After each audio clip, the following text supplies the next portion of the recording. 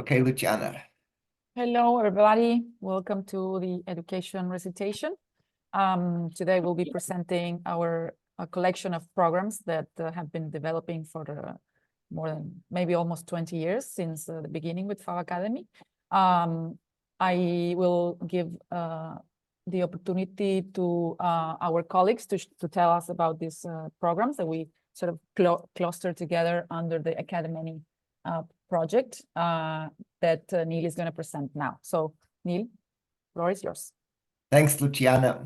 So I'm going to start with a bit of history and then explain one of the new classes coming, and then hand off to Luciana and all the colleagues you'll be hearing from on the education programs. So to start, what is Academany? If we go back to the early history at MIT, I started teaching how to make almost anything.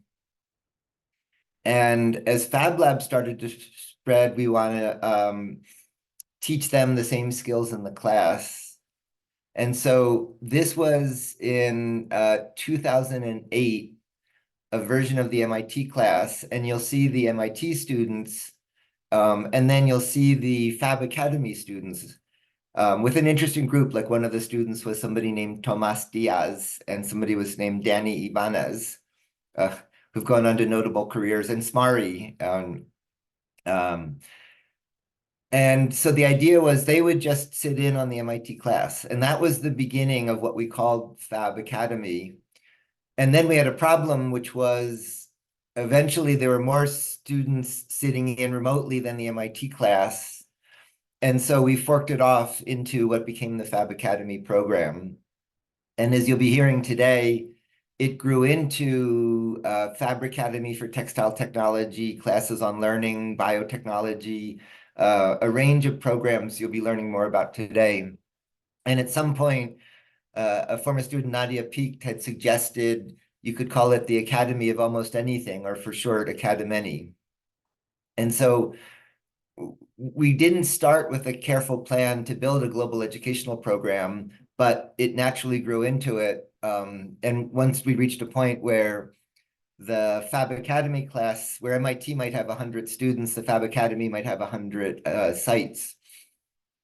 And so stepping back, what is Academany? The way I would describe it is it's teaching empowering hands-on skills taught by global leaders through a collaborating network of local educational work groups. And we're working on developing a bit more structure to help support the growth of the program. So all of the classes are taught by global leaders. They're distributed, meaning students are working together in work groups locally who we connect globally. Instead of theoretical stuff in advance, you're taught stuff just in time as you need it, with peer-to-peer learning, grounded in project-based learning, hands-on. But we have rigorous standards for assessment. We share a common supporting platform.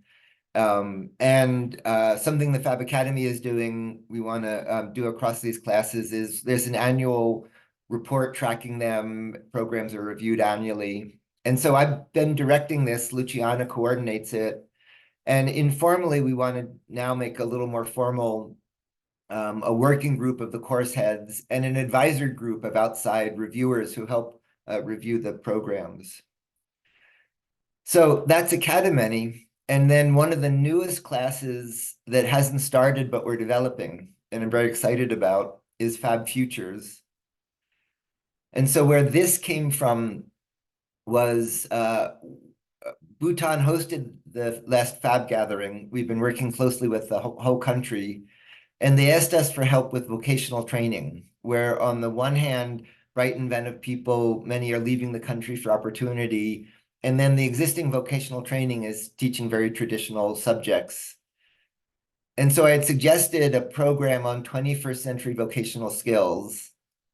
And I gave them a shopping list of things like AI, biotechnology, big data, cybersecurity, robotics, microelectronics, nanoelectronics, computer graphics, video game development, precision agriculture, sustainability, entrepreneurship. I gave them that as a menu to pick where we would develop some new classes. And Bhutan's response was, we want all of them. It is too hard to pick any one of them. And so that led me to suggest an unusual format, which is we do 1-month units with rotating faculty without a fixed sequence, but we're continually adding, dropping, and cycling topics. So it never starts, never ends. You can do any number of these units from 1 to infinity. Each 1-month unit is an introduction. It's enough. It's in Fab Academy, the intros are 1 week per topic. This is 1 month on a topic, enough to be introduced to it, do a basic hello world demonstration. And we have certificates for these 1-month units. We could do a 1-year diploma if you fill a year of these, where you add an integration project across them. And then some of these will come and go. Some of them we expect will incubate, will become full programs. And other than that, they'll have all the same structure I described before about Academany. And so I'll be curating this, but not teaching it. We'll be lining up interesting global leaders for each of these topics. Jean-Michel is going to be doing the program management, and Luciana will be coordinating. And our hope, and we have a lot to do to accomplish it, but our hope is to be able to start that this fall with some test sites. And we've heard from many sites that are interested in joining this. So Fab Futures is an exciting emerging class we expect to be starting as part of the Academany suite. And so with that, that's what Academany is, that's what Fab Futures is, and I'll hand off back to Luciana. Thank you, Neil. Almost 5 minutes, great. So next, I would like to introduce the Fabricademy team. Fabricademy has been around for many years, very successful. We love this program. Who will take charge of the sharing? Is Anastasia there, or you, Claudia? I can share my screen. Yeah, go ahead. 5 minutes. Yes, thank you, Luciana, for the introduction. I think everybody can see my screen. My name is Claudia. I'm a Fabricademy instructor. I'm also the head of communications. And I'm very happy to present you the 8th edition of the program starting September 17, of course, 2024. Fabricademy was born in 2016 as an initiative from the Fab Lab Network by Fiore Basile, Anastasia Pistofidou, and Cecilia Raspanti. The program has so much in common with Fab Academy, still a slightly different structure and program. And it's about combining textile, digital fabrication, and biology. Among the Fabricademy values, for sure, we can say that sustainability is at its core. We do believe as well in an open source philosophy, and we do combine hybrid learning, online learning, classes, tutorials with the hands-on part at the lab. We also have an international networks, not only for the labs, but we also have, for example, our faculty, which is entirely distributed with professors from different universities and people from the network. Fabricademy started in 2017 with 14 locations, and the program grew very much by then. Here's our map with the labs with stable nodes, almost 1 node per continent. And many Fab Labs are also part of the international educational Fab Lab Network. The open call is still actually open if you want to join, whether you have a biolab, a textile lab, an atelier. What we look very much forward in Fabricademy is to creating a community of textile innovators and also creating a connection with local community, international ones, experimenting together. And of course, one of the scope is also bringing equal opportunities to women in science and technology. And for that, we have many achievements. A couple of things about the Fabricademy program. We have 4 main pillars: sustainability, industry 4.0, wearable technology, and innovation narratives. The program is split into phases. The first one, from September to December, is about learning the skills.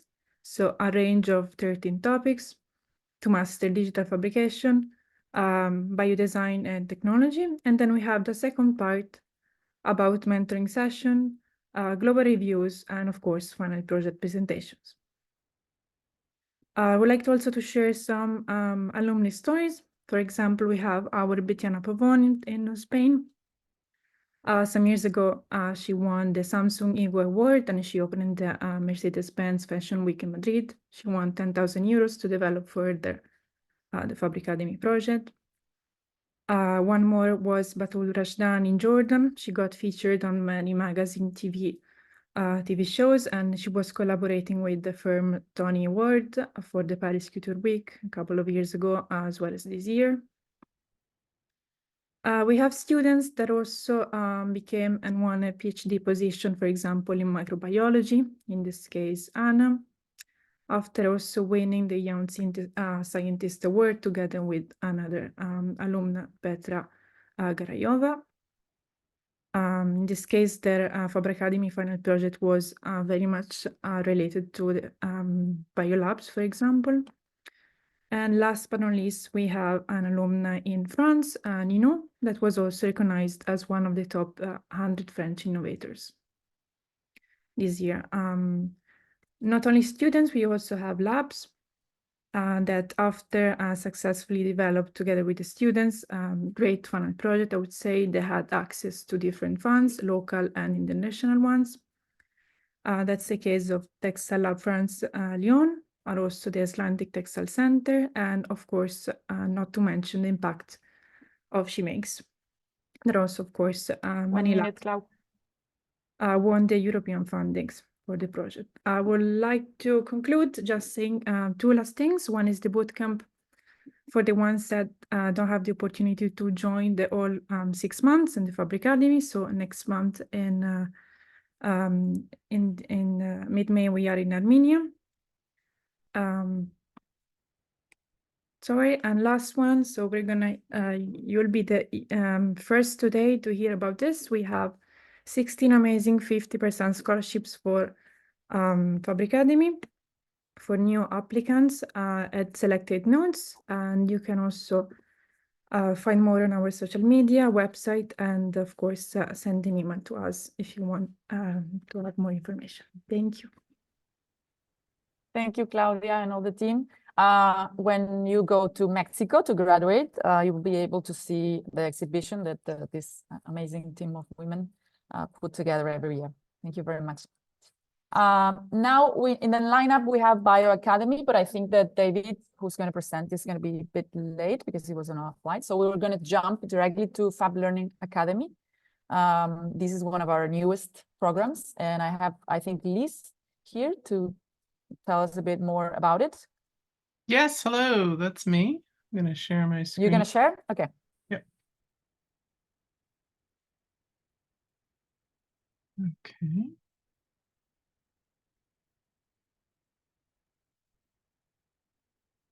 Okay, are we seeing my screen? Yes. Great. Good. Hi, thanks for inviting me to the Fab Education Recitation. So I'm Liz Whitewolf, and I'm on the executive board for Fab Learning Academy. With me today are Yvonne Sanchez and Santi and Xavi from Barcelona, but I'll do the presenting today. So we've been working on this project for a few years now, and we're really excited to announce the first full cohort of our program. Specifically, Fab Learning Academy is a distributed education model under the Academany umbrella that teaches teachers to teach through digital fabrication. So as what Neil would say is how to teach almost anything using digital fabrication tools.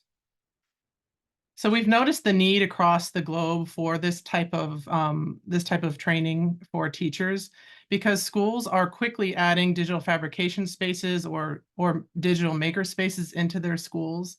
And somehow getting it to integrate into their curriculum has been challenging. A lot of schools are not seeing these tools used in the classroom throughout the day.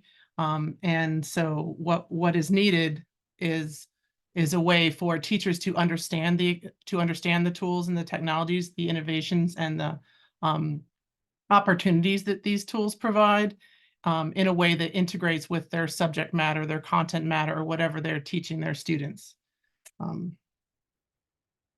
So what we focus on in Fab Learning Academy are three things. We focus on the technology, we focus on the science of learning, and we focus on innovative practices. And the way that these three things come together is the magic of what happens with Fab tools in the classroom. Specifically, the technology is much of the technology that's covered in Fab Academy or some of the other classes. The science is really the pedagogy, the learning theory that goes that supports this type of hands-on engaged learning. Research practices, assessment and evaluations, and some different types of pedagogy that works well with the tools. And then the innovative practices section is really where the rubber hits the road as far as how to use these tools with students. Because quite frankly, using a 3D printer is very different than using a 3D printer with 30 students to teach a history lesson. So really those innovative practices are what the teachers are practicing in their classrooms using these tools. The types of the types that we the content and community that we use, we're using Discord to communicate, and I'm going to skip this slide.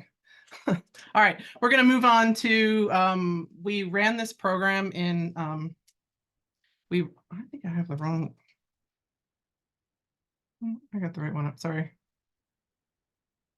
guys. I had an extra slide in there. So we were able to run this program as a pilot last spring, and we were able to graduate some people in Bhutan, if you remember. And I just wanted to share some of the outcomes that come out of the Fab Learning Academy. So what we're doing with the teachers is they're learning how to use the tools, they're learning how to integrate them into their lessons, and what their practices are or their projects are, we call field activities. And that's when they use the tools with their teachers or for their learning. And during our first pilot, we only piloted a 6-week module. We had some teachers that the first challenge was for the teachers to develop a tool to use with their students, with using digital fabrication for students instead of with students. And as the lessons go on, the teachers will start using digital fabrication tools with students, and by the end, they'll be collaborating with other teachers to develop lesson plans using digital fabrication with students in order to teach non-technological standards. 1 minute, please. Okay, so I have a couple examples of what the teachers worked on at our last cohort. These are some tools that they invented to support their curriculum that they're already teaching. And then they posted those lessons on Scopes. Oh, here's a picture of us graduating. So our next, our full course we're going to run is running September 23rd through March 16th. It's 24-25 schedule. We're trying to keep with a school schedule. We have quite a few nodes that are registered now, and we're looking to add a few more nodes for our first full cohort. And yeah, so Yvonne, if you could share, we're having a meeting on Monday, May 5th at 8 a.m. This will be our node information meeting. So if you are a node, or if you know somebody who's interested in bringing this program to your lab or to your school or makerspace, oh, thank you. Yvonne posted the form in the chat. Please click on that, sign up for our meeting, and we'll hopefully get you on board as a local learning lab. Thank you. Thanks, Liz. Thank you very much. Can we recover the screen share? Guess what? I'm also coordinating this program. So if you also have any questions, you can ask me. Okay, now we're going to jump to Fab Academy Star, which is sort of like a version of Fab Academy. In time, we realized many nodes and students started opening classes with the content of Fab Academy, but adapting it to local timing, language, etc. So I'm gonna let you introduce you to Dua from Fab Lab Bahrain. I don't know if Salman also is around. They will explain a bit how this works in their context and tell us about their projects there. Perfect. Floor is Thank you yours. so much, Luciana, for this introduction. I'm Dara Al-Auli. I am an instructor and electronics engineer here at Fab Lab Bahrain, which is an independent nonprofit Fab Lab. So as Luciana mentioned, this Fab Academy, I'm here to introduce Fab Academy Star PH, which is kind of a shortened version of Fab Academy following the same kind of assessment requirements as the main Fab Academy program. So far, we've been running it for around 3 years so far with amazing results. But to introduce you to the program, I need to introduce you to the local context that led into the introduction of the program. So essentially before we used to run like the full Fab Academy, still do, but we noticed that most of our students taking the 6-month program were full-time students that are not dedicating their entire time to the Fab Academy program, which led in turn into a good percentage of those students not completing the program within the 6-month period of the program.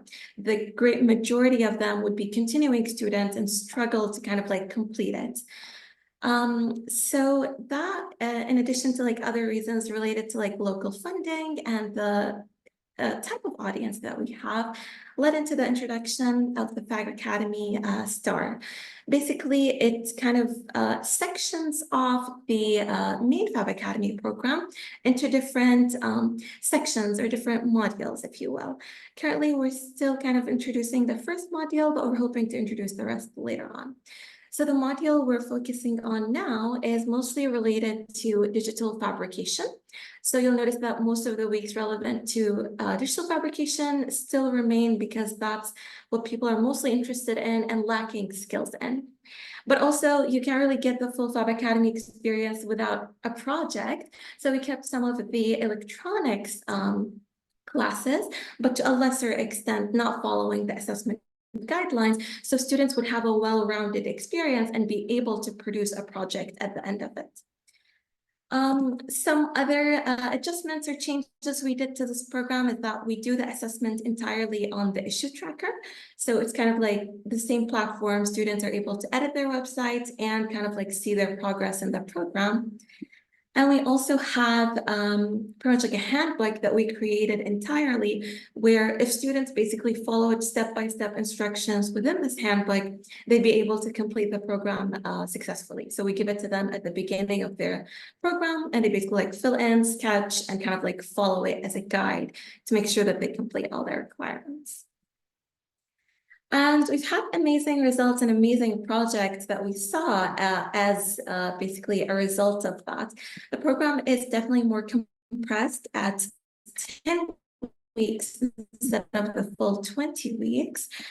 But students are still able to kind of like grasp some of those like basic concepts about digital fabrication. And like I mentioned, the full focus is not on electronics, but they're still able to create projects.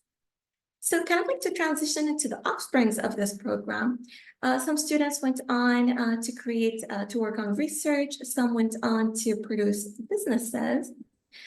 But most notably, the program produced Fab in a box, I would say.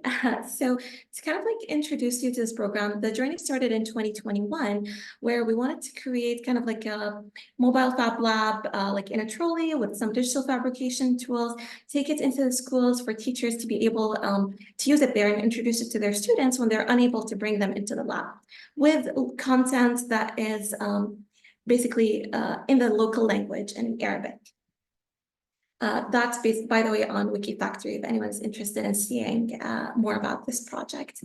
That led into the creation of a program for vocational school teachers, where we introduced them to the items in those kits and to digital fabrication for them to take it back into their schools with their students with those trolleys, essentially. So this was in collaboration with the Ministry of Education. No worries. And that led into Spark. So Spark is there kind of like to simplify the whole process of, instead of it being like a top-down approach, it's more of a grassroots approach. So Spark basically reached out to the educators personally, any educators, whether it's like formal, informal, and we told them, hey, come on in, come into the Fab Lab. We'll train you to use the tools, and then you're able to just borrow them and take them back to your learners. So currently we're starting this year with the first ever cycle of Spark. We started training basically the educators to use the tools, and then basically they're able to kind of like borrow the kit, not purchase it, take it back into their community, introduce it to their students. So with this kind of approach, we're kind of like avoiding a lot of the bureaucracy that comes from kind of like going through a ministry or something like that. So this program is currently started. We're really excited to see kind of like the results of it and where it's going to go in the future. So all of that is posted on our website. There will be updates every now and again to kind of like showcase the results of this project. Thank you, Dua. That's wonderful. Salman, are you around? You want to say a couple of words? No, thank you. I mean, Okay. Da has mentioned everything. I just want to say that we are open for anyone who has interest in the programs. They can drop us a line. We will be happy to share all the information and collaborate with whoever in the network on similar programs. Thank you. That's Thank it. you. Yeah, This welcome. wonderful program is also like an example of many others that are developing this kind of content, so the content locally. So I wanted to bring it up so you can see how the branches of everything we do in Fabricademy just goes very, very deep. So I'm gonna call now Tom from Charlotte Latin School. He's been teaching Fab Academy for a group of high school students, which we find wonderful. Tom, do you want to share, or do you want me to put up the presentation? One, we can go ahead. You can put up the slides if that'll work Okay. better for you. Yeah, I'll go. Go. Get my 5 minutes going.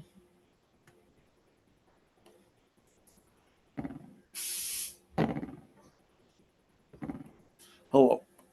Okay. Good morning, everybody, or good afternoon, or good evening, wherever you are. We're going to talk about actually hosting Fab Academy at a high school level.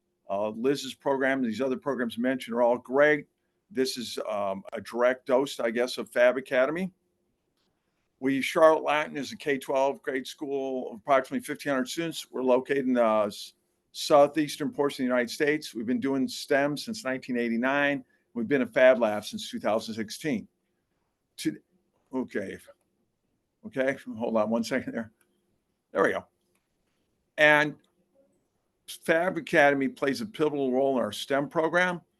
Offering Fab Academy at our school benefits all of our students, just not Fab kids. And their benefit because they have trained instructors that are kept current. To work at our school, you need to have done Fab Academy. And you got all the equipment. If I can get you to pause there 1 second there, Luciana, on these. No, go to the next slide, please. And I'll pause, and this is one.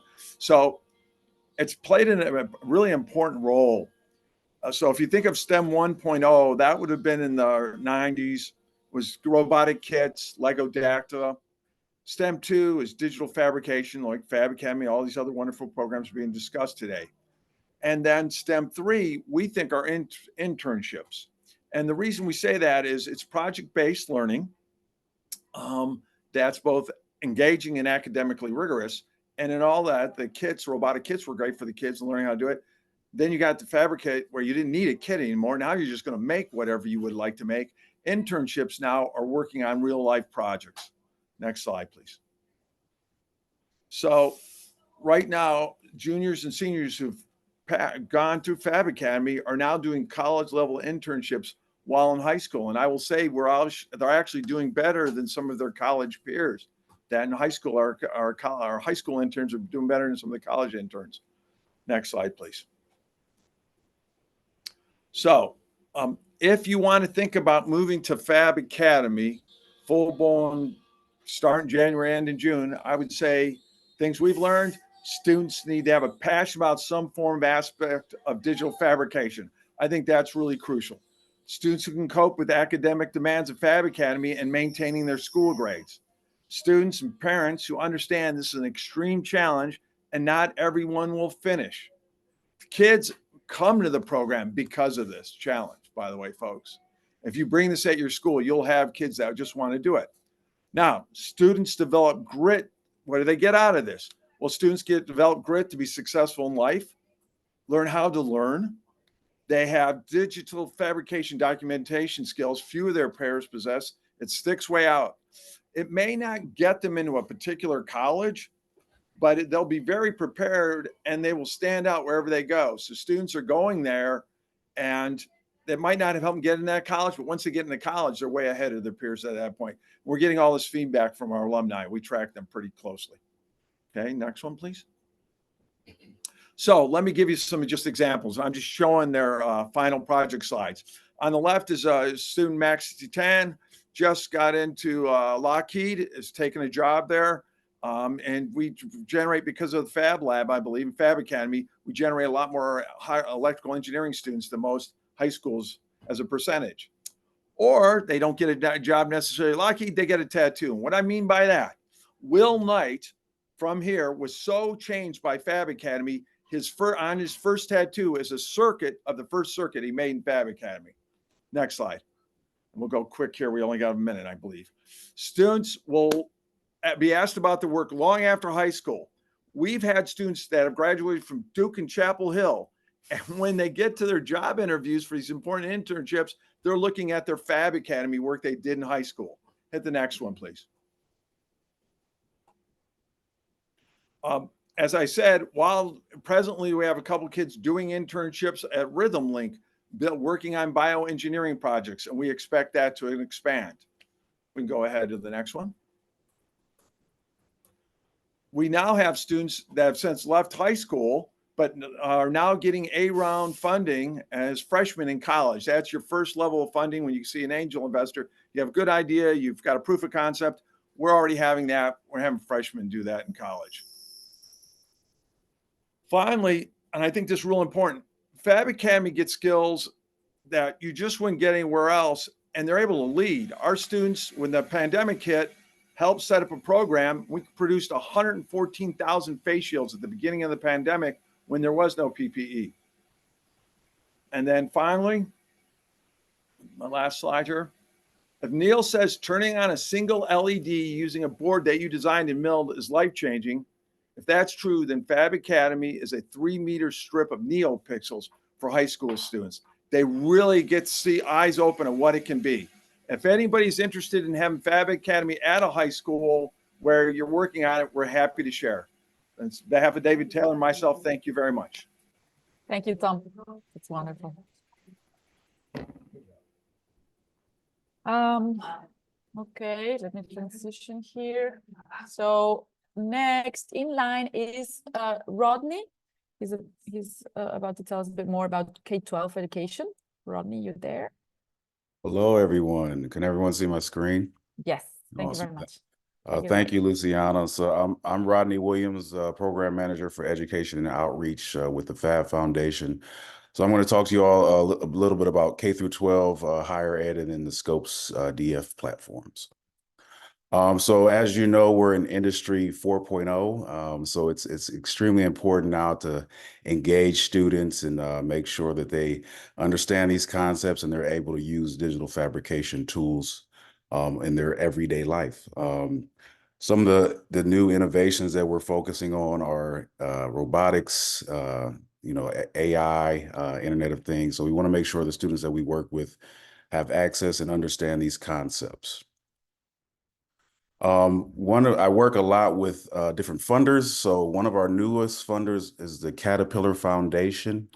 With the Caterpillar Foundation, they are funding a program where we're able to do a 3 to 4 day PD with high school educators. And when I talk about high school educators, we're talking about classroom teachers, CTE teachers or educators, which are career and technical educators, and also librarians. We thought it was very important to include them as well. And we're also looking at pre-service educators, which are educators that are coming out of the university and have placements into the classroom. So this is a picture of the Perth. We're doing this in Perth, Australia, and in the Dallas-Fort Worth Metroplex area. So this is a picture of the Perth cohort, the first group. So with this, after the 3-day or 3 to 4 day PD is over, the educators actually get a bundle of equipment to take back to their classrooms that are theirs to keep. We're looking forward to this becoming the Fab in a Box that is being developed with Neil's group. So this group here, they got a 3D printer, they got a vinyl cutter and a set of electronics. My colleague John Michelle helped to curate that, but it's very exciting. We're looking forward to doing our first cohort in Dallas this summer. It's great. The teachers loved it. They were so excited about that. So that's the Caterpillar Foundation. Another one of our funders is the Chevron, which is the human energy company. Chevron has had 20 Fab Labs over the last 10 years. They have a range from K through 12 schools and high schools. So one of the newest labs is a combination of Hartnell College, Monterey County Office of Education, and California State University, Monterey Bay. And this is the Central Coast Mobile Fab Lab. So this launched last May. So this is a lab where they can take it to all the rural areas in Salinas and the surrounding areas in Monterey, California. So this was a great event during that time, but as you know, mobile labs are a great resource to provide access to those that don't have a full Fab Lab, and they're able to utilize these tools within that space. All righty. So also Chevron has launched 2 new labs. We did these, had the launches for these last month. So FAMU, these are 2 HBCU schools, which are historically Black colleges and universities. We've noticed how important it is to provide access to these tools for these institutions so they can become part of the network. So we launched these 2 labs. There are 2 full labs. FAMU, they have a K through 12 campus on their college campus. We're working with them to develop a pre-service teacher course. We think it's imperative to have pre-service educators take a digital fabrication course, so they'll have these tools in their wheelhouse once they go into the classrooms, and we won't have to catch them later on in life where it might be a little more challenging to get them to implement these into the classroom. And then I'll say Fort Valley State University is, they're more of an agricultural based university, but they have a new lab as well. Also, we had our fellows, Fab STEM fellows. These are our 2 fellows from last year, Nathan and Peter.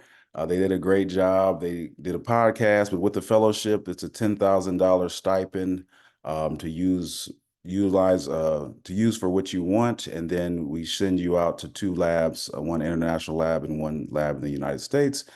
This year we have 4 new fellows. So these are the 4 new fellows who were chosen.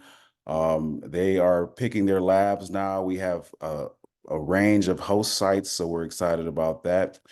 This page also demonstrates the Scopes DF website. If you haven't checked it out, please check it out. It's a platform where you can post lessons and find lessons. It's curated by my colleague Abigail McCune, who is at the Carnegie Science Center in Pittsburgh. So that is the K through 12 education programs that we're working with and some of the higher education ones. Thank you, Rodney. Thank you very much. Wonderful. Now I would like to invite our friends from Fab Kids. Fab Kids has been an initiative that's been around for almost as the beginning of Fab Labs. Kids have been drawn to what we do in labs. And this is a bit like a showcase of what different people are doing regarding Fab Kids. I would like to invite Ilaria, Martin, and Rico. I don't know who's going to present, or do you want me to present? Yes, Luciana, I can. Hi, everyone, first of all, and I can share my screen. I'll present them. You want to share? Okay, you go. Yes, can I share? Okay, yes. Yeah, thank you. Perfect. Okay, so yes, thanks for the invitation. And okay, yes, today me, Martin, and Rico, but actually Global Kids, as Luciana said, it's global. So actually this is the way how we welcome our kids when we do workshop internationally, so in all the language. And a little bit about our story. We started in 2013 with Fab Lab Kids with Alex and Alejandra, and probably most of you went through the process of the methodology of Emosisha. This chair has an educational methodology of digital fabrication related to emotion that then through the years, like a metamorphosis or chair, changed according of other cultures and other usage. So this was the evolution of an open source project. And us, that we were developing methodology for digital fabrication in Latin America, first time we see in ourselves, not anymore in bits, but in atoms, all together in Chile in 2017, where we could actually work together also with Martin and Kato from Africa and from Japan. So here the event where also Latin America expanded with one workshop and different methodology to a global view perspective. So there was one point that for Latin America it was small and it was a request from global. So where we switched from Fab Lab Kids to global kids. And this is the super team. We have other members of the team that are coming in and out, but you see that it's multicultural, the team today. Also, we have Martin, and also 1 year ago, Super Rico joined us, and Alex, of course, from Brazil, and Kato from Japan, and Jimena from Argentina. I have to mention all of them, and me, Ilaria. And so this is how we grow and why we convert from Fab Lab Kids to global kids. So actually we start to celebrate the Kids Day in the world. And when I was in Japan to deliver some workshop, I was there for the 4th of May, that is the Kids Day in Japan. So what's global kids? It's converting a culture, technologies and education in one program that actually is one event every year. So then the next year was in 2020 in Africa.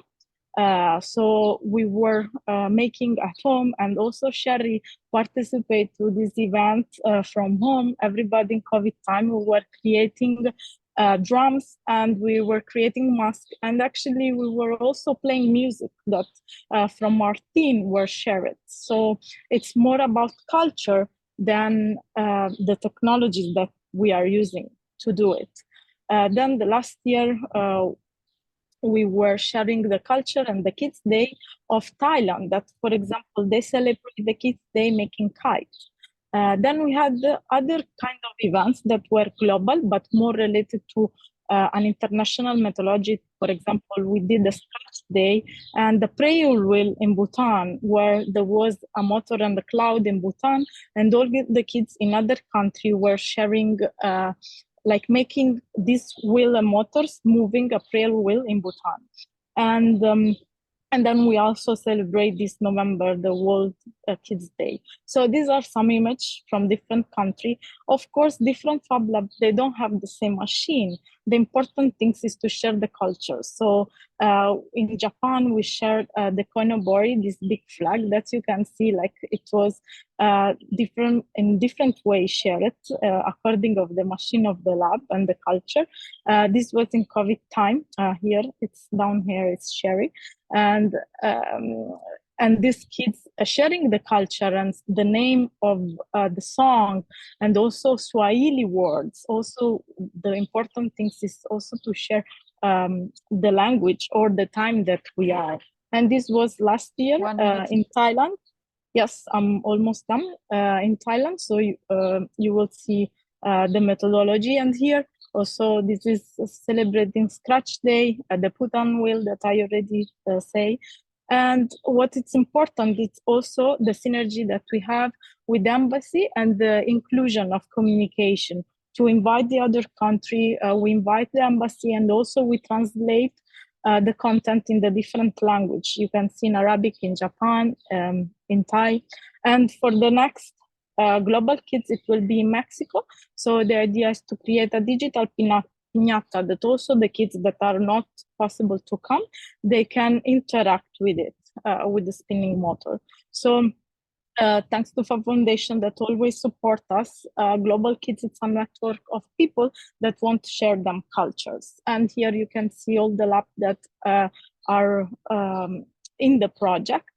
And we have a Discord channel and this is thanks in different language. I want just to say a word from Martin or Kato or Rico that are online, and that's it.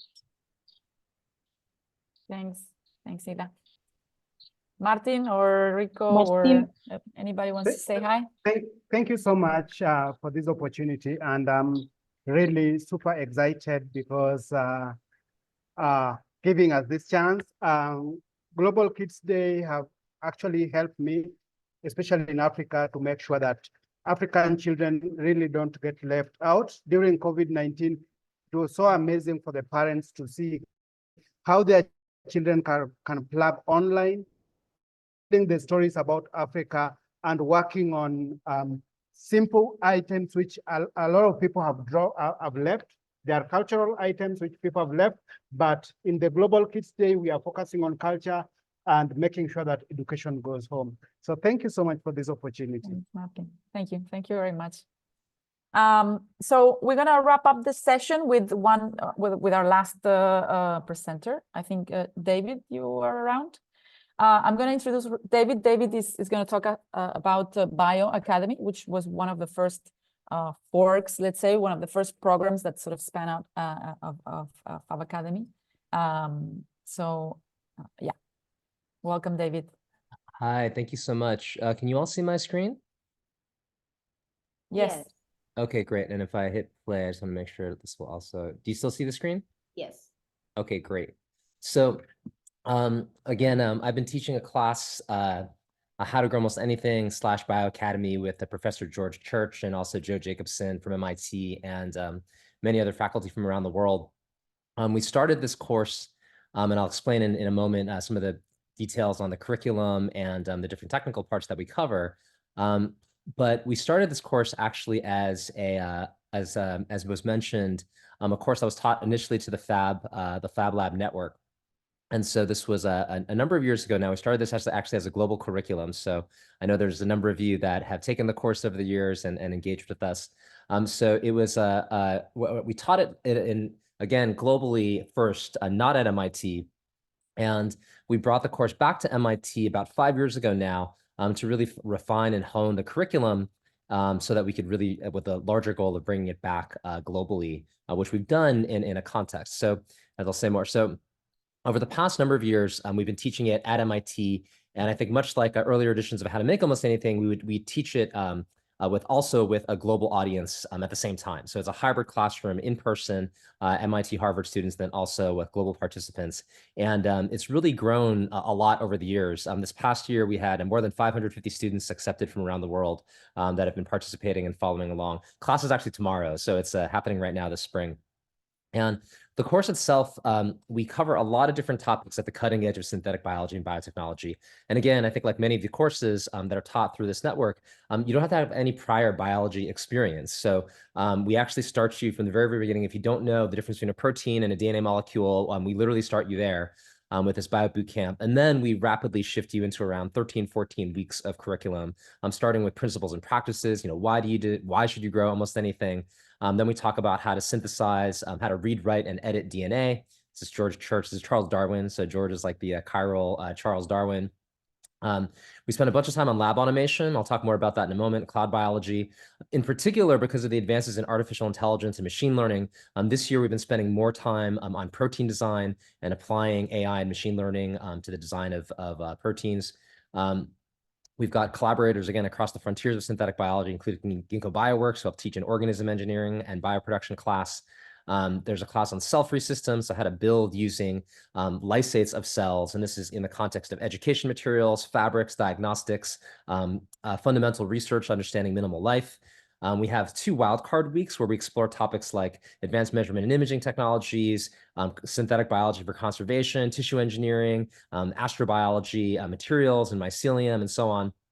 We have a course on building genomes, how to construct very large DNA for including a full microbial and larger genomes, microbiome science and engineering, frugal science, microfluidics, another wildcard week, and then also time on biodesign and fabrication. So all of that's part of the curriculum. And I think like many of the courses you're familiar with, it also culminates in final projects, which are really, really amazing. We have people that come from so many different multidisciplinary creative backgrounds that don't know any biology, and all of a sudden now are augmenting their textiles with engineered organisms, or are making, spider silk spacesuits. This is another example from a global student who had never been in a biology lab before and then started her own desktop biolab company.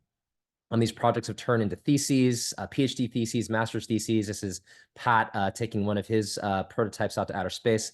This project from Andreas Rico, he's from a city science group at MIT. He was thinking about how do you build bioreactors that might be distributed around cities. This has turned into a thesis, a paper, and then this, because it's an open source project, students in future generations have now retaken that design and are now, for example, deploying it in Hawaii. So these projects really live on in beautiful ways. We've really been spending a lot of time on robotics the past couple of years because of the pandemic. Students weren't allowed in the labs. We taught them how to program liquid handling robots.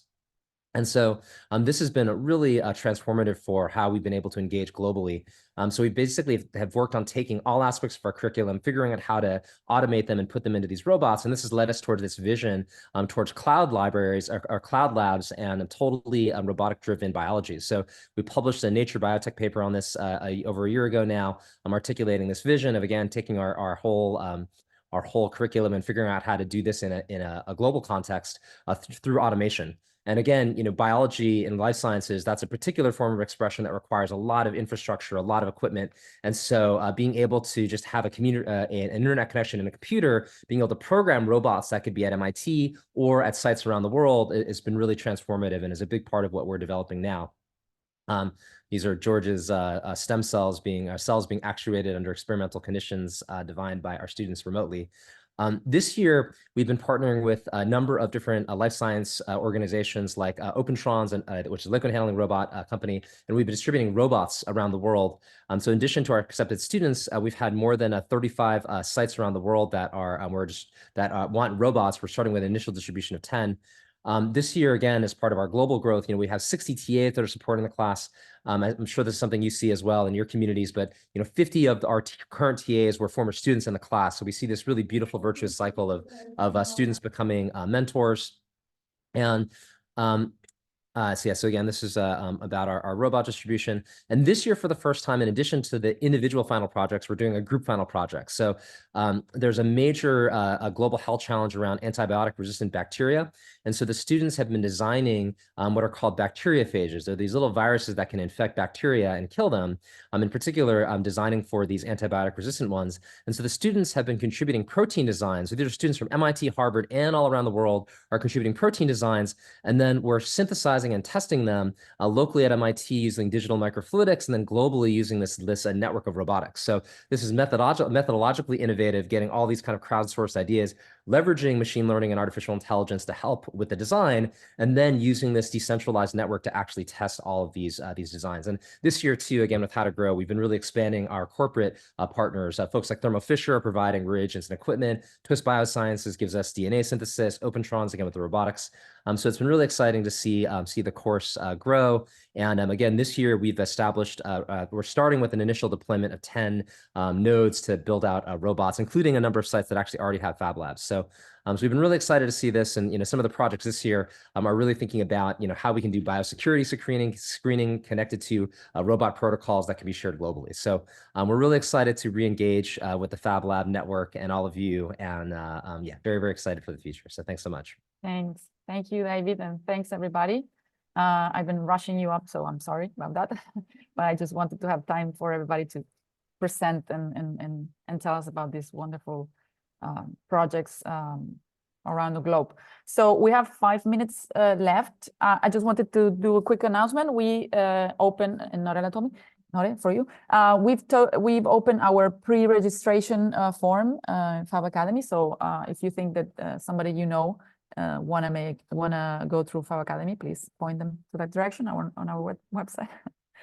Neil, I don't know if you have a couple of words to wrap up. That was great. Beautiful, huh?